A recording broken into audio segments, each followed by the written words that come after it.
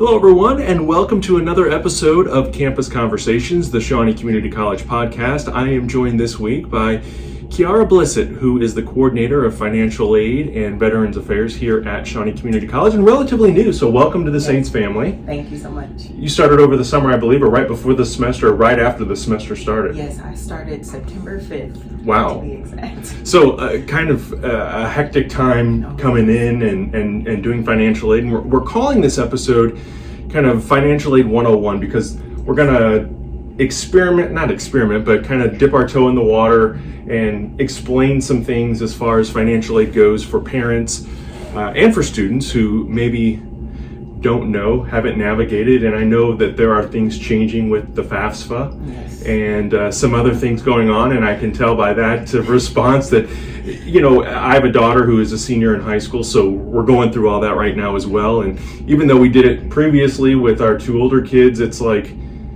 it's all new once again. So, and we're going to kind of, like I said, ease into this conversation. And then in the spring semester, after the new year starts, we'll have more information and be able to talk more about some of those things. But we kind of wanted to lay a little groundwork because people are asking questions, they're emailing and texting and wanting to know more about it. So I guess at the very basic core, what do you do here at Shawnee College as financial aid coordinator? Okay. Well, it's like you said, it's rather new for me, coming from a larger institution, university, and coming into this position. There's a lot to learn on top of staying on top of the new things that are coming out. As far as what I do here, I assist students in making sure they have opportunities financially to pursue their education. So me and my team, we work together to ensure that our students have a great experience when they walk through the financial aid door. And we do all that we can, you know, with all the different policies. There's sometimes things we can't do, but we try to figure it out.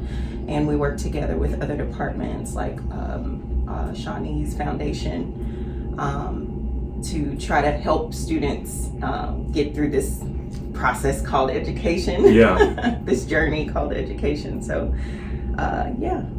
Because as students do enroll and when they reach a point in their high school careers, and I guess we can talk from both perspectives of high school students versus maybe our adult learners, our non-traditional students that may also qualify or want to know more information about financial aid. So as a parent with a student who is still in high school, what should we be doing to prepare for the next step for college? Yes.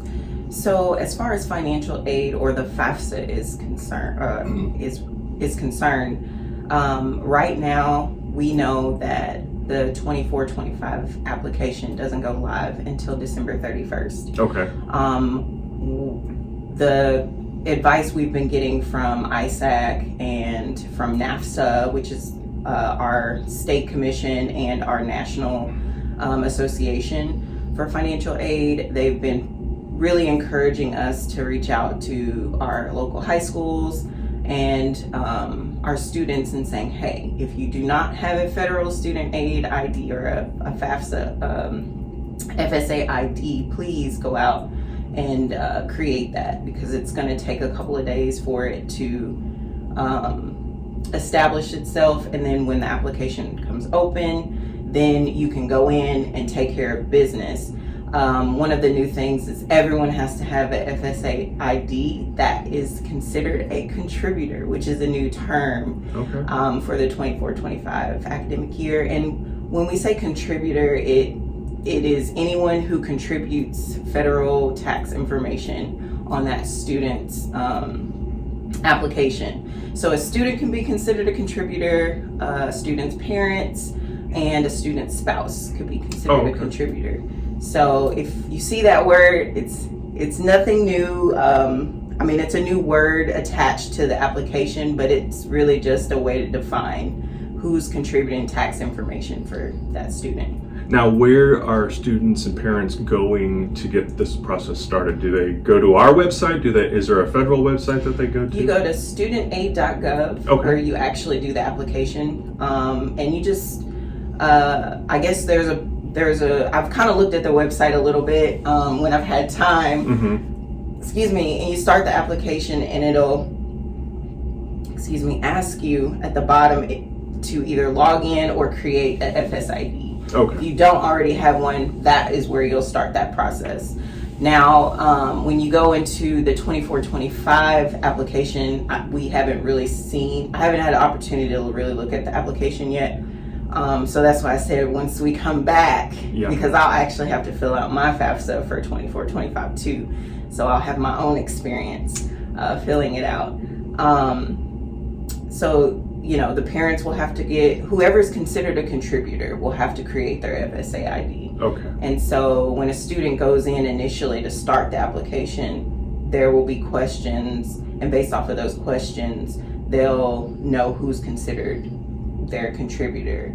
And there will be different instances. Like, we know it's not the typical four-person household anymore, Mm-hmm. where there's two parents and a child. There are other situations. And so I think that is where a lot of the confusion is coming in for our students and our parents. Well, who's considered a contributor? Well, if we're divorced, who this, that, and another. Yeah. And so it's just, that's where a lot of the concerns I've been getting have come from. But there is a parent wizard tool provided on the website in the application to kind of help our students and families figure out who should contribute information on that student's application. Like I said, I have to fill it out myself, but I'm filling it out from an independent student standpoint. Gotcha. And so a lot of dependent students are going to come in, and a lot of their questions are going to come from their parents. And then if the parents aren't really involved, and that's another situation,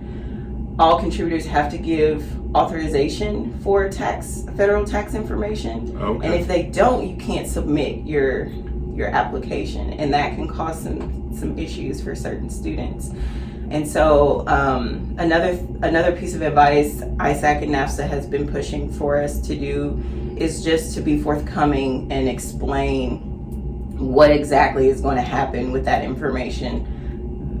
The FAFSA is not going to go deep diving in your tax information. It's just wanting the okay to say, yes, I authorize you to get this information, and the IRS is just going to say, yes, we have tax information for that specific year. So hopefully that kind of helps with students who are maybe in the binds where, parents are like, I'm not going to pay. I'm not, just you being a contributor doesn't mean you're the one paying for school. It's just, you're not locked into anything. Yes. You're just Yes. providing some details that Yeah. that can become useful Right. down the road. And it's what's contribute to what we used to know as an EFC, or estimated family contribution, which is now going to be called our student aid index. Okay. So it's just a calculation to see what a family can afford to pay and assessing the need for the student. So some of this is obviously based with federal, because we're involving Yes. the government in it. Are there options or opportunities for students to get financial aid locally? I know you mentioned the Saints Foundation here Right. at Shawnee College that I know provides scholarships, but I would imagine, especially now, I think a lot of places have opened up those scholarship applications, so students should always apply for those things Yes. as supplemental or maybe in some cases primary Absolutely. aid when it comes to going to school. Right. Well, specifically to SCC, our scholarship portal opened up back in October, and due dates for scholarships are going to be March 1st of 2024. But as far as on a state level, any of our Illinois residents who are residents of Illinois and meet certain need requirements can qualify for the MAP grant, which is the monetary aid award on monetary aid program. I'm new to Illinois, so learning all the acronyms is also a learning curve. Yeah. So, but I've experienced going to school at SIU as a traditional student. That at one point that was in jeopardy, and so I went and helped march on Springfield to keep that going. So I'm familiar with it, but I never really reaped the benefits of that state grant. So yes, and then there's also third party programs locally, like the Shawnee Development and WIOA, that we partner with to help students pay for their education too. So what are you hearing from students, maybe students that have come here or considering coming here? I know that we've got, at our extension centers, some of your staff has been going and you've been going to the extension centers. And kind of with this holdup with FAFSA, though, things have been very slow moving. And I have a feeling once we come back in January from semester break or from winter break, the floodgates are going to kind of open and you guys are going to be very inundated with questions and things. So is there anything we can kind of provide for folks that are listening or watching this prior to FAFSA opening? We mentioned December 30th, that's going to be opening. What can we do to prep folks as they prepare, and then when we come back from winter break on January 2nd? Well, one thing I would say is fill out your application as soon as it opens. Fill it out the best you can. The application, you have the opportunity, you have the ability to log back in if you don't complete your application. Oh, okay. At 45 days, you have to complete it, and then I think you have to start all over, which is just get it done, right? Yeah, get it done. We are providing, and then it'd be TBA on our actual in-house FAFSA nights, but SCC will be represented at a couple of different FAFSA nights and days around the area. I know we're going to be at Vienna on January 10th, Goreville January 11th, and then there's a FAFSA night at Meridian on January 23rd, and then I know Carroll has one, but it's TBA for February. And so as those come in, we'll definitely update everyone. But we do ask that parents and families be very gracious with any FAFSA office that you're dealing with, because even though the application opens up December 31st, we won't start receiving federal tax information or student submissions until late January. And even then, there's additional pieces that we won't know about until the end of February.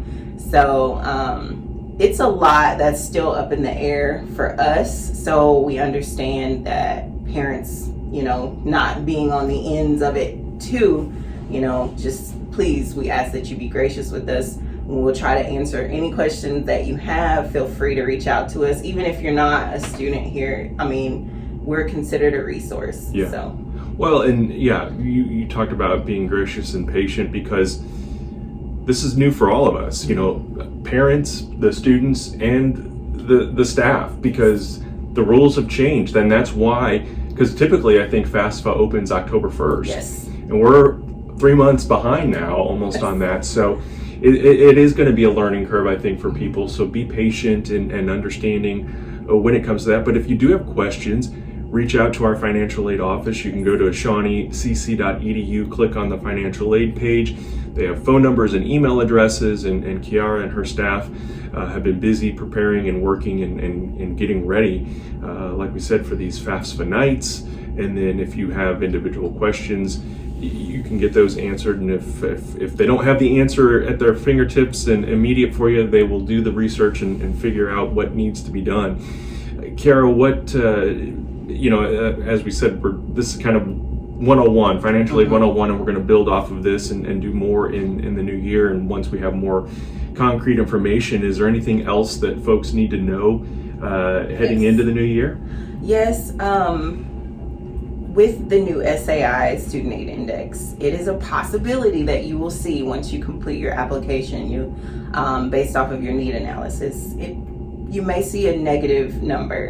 And the lowest of the negative number is a 1,500. Okay. And what it is, I know in the past people know about the automatic zero for EFCs, and it's supposed to, the negative number is supposed to further explain or stress the amount of need for other students. I think one of the issues with just a zero is that you look at a student having a zero, but what about students who have, more than, need than the next person? Because you can have need in different ways. Sure. So I'm not sure how that is going to work. I am anxious to see, but I do think for us on the FAA side, looking at a negative number as opposed to a zero, it does, when there's additional aid out there, give us a better understanding of where to distribute certain additions for students. Before, as far as the need analysis, family size or household size is no longer going to be factored into the need analysis. Things that you'll see, instead of how much you get in a Pell Grant, it will be max Pell or minimum Pell. And it's your SAI subtracted by the annual max Pell. So whatever your SAI comes out to be and whatever the max Pell is, you'll subtract that, and that's kind of how you'll get the amount for your Pell. Another thing is exclusions of assets, and this is a big thing.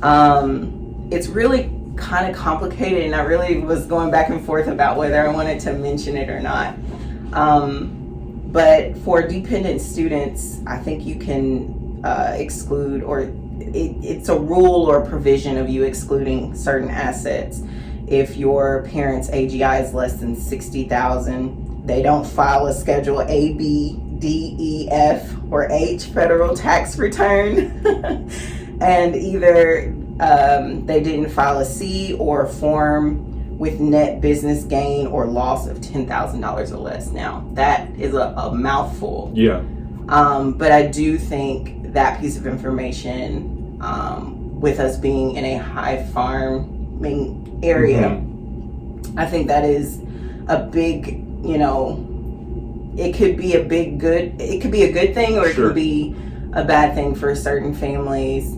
And with that being said, I know there was a analysis done on MAP and how that would affect our area. And, sometimes information about how it will affect you is either going to be good or bad. And I just want everyone to kind of be ready for that. Yeah. So the new assets being calculated or not calculated could be the difference between you qualifying for MAP or no longer qualifying for MAP, and then maybe, a little bit taken off. You don't get the whole, the full effects of the MAP or the full amount of the MAP. So, yeah, it's a lot. Like I said, it's still not completely instilled. Now, if we talked about previous FAFSA, this would be a different conversation. Sure. Because you know it like the back of your hand, but there's still things up in the air, and I just want to make sure I don't give the wrong information. Yeah. So, but I did want to make sure our community was informed. Yeah. And as I know more, I will share more. Yeah, absolutely. And that was kind of the point of this particular podcast episode, is to start to get that conversation going, because as we mentioned, FAFSA opens at the end of the month of December as we're recording this. We come back from break a few days later, so the ball will be rolling and in progress. And this is something, we were talking about high school students, seniors and whatnot, but this is something that every student needs to be concerned about and paying attention to, whether they're already here at Shawnee or if they are at university or wherever they may be attending.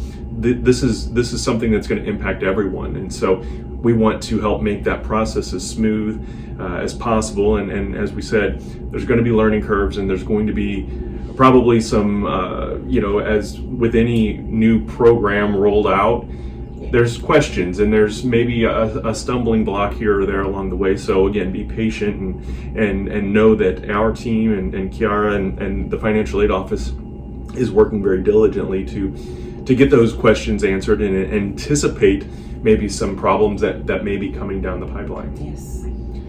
Kiara, is there anything else you want to add about financial aid for this first episode? I think we might have covered enough for today. Okay. I do want to mention late registration days for SCC. Sure. January 2nd, 3rd, and 4th. And then also on Saturday the 7th Saturday the 6th of January, our office will be open. Okay. The 2nd, 3rd, and 4th will be here till 7. And I can't remember the hours for the 6th, but if you are coming for late registration for spring and you do have a question for us at the financial aid office, please feel free to stop by.